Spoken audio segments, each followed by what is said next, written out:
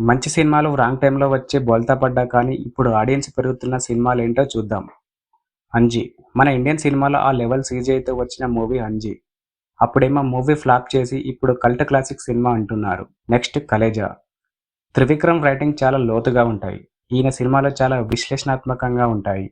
అందుకేనేమో జనాలకి అంతగా ఎక్కలేదు. హీరో ఏంటి, దేవుడేంటి అని కొట్టిపడేశారు. నెక్స్ట్ 'సాహో'. ఈ సినిమా ఫ్లాప్ అవ్వడానికి main reason trailer. Trailer action మూవీలా వదిలారు. మూవీ ఏమో మైండ్ గేమింగ్ మూవీలా ఉంటుంది. ఆడియన్స్ ఎక్స్పెక్ట్ చేసింది ఒకటి, జరిగింది ఒకటి.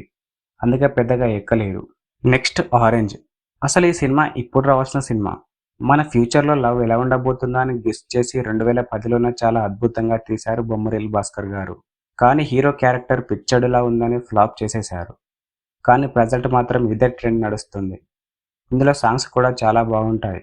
నెక్స్ట్ 'గౌతమ్ నంద'. గోపీచంద్ తన కెరియర్లో బెస్ట్ మూవీ అని ఇప్పటికీ చెప్పుకుంటారు. ఇందులో మనీ మనుషులను ఎలా మారుస్తుందో చాలా అద్భుతంగా చూపించారు. ఇందులోని డైలాగ్స్ అండ్ సీన్స్ చాలా బాగుంటాయి. కానీ జనాలు ఫ్లాప్ చేసేశారు. మరి మీకు తెలిసిన ఫ్లాప్ అయిన మంచి సినిమాలేంటో కింద కామెంట్ చేయండి.